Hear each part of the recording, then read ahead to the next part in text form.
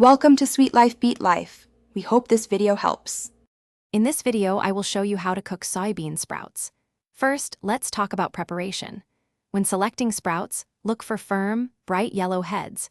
Rinse them thoroughly under cold water to remove any impurities.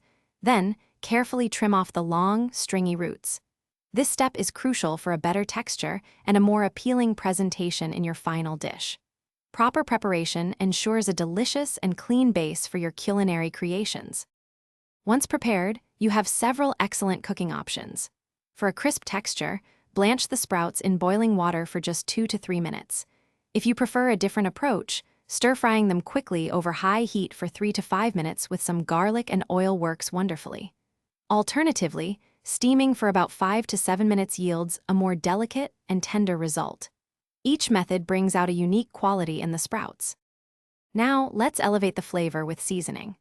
A classic Korean approach involves combining 1 tablespoon of soy sauce, 1 teaspoon of sesame oil, and 1 minced clove of garlic.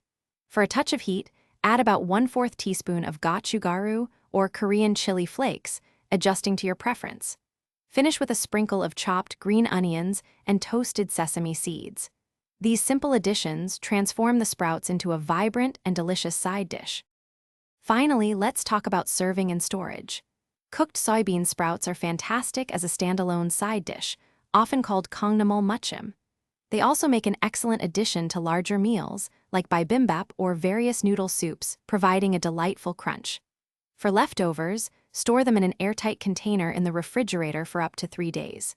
To reheat, gently warm them in a pan or microwave, ensuring they don't overcook and lose their crispness. Thanks for watching. Consider subscribing if we helped you.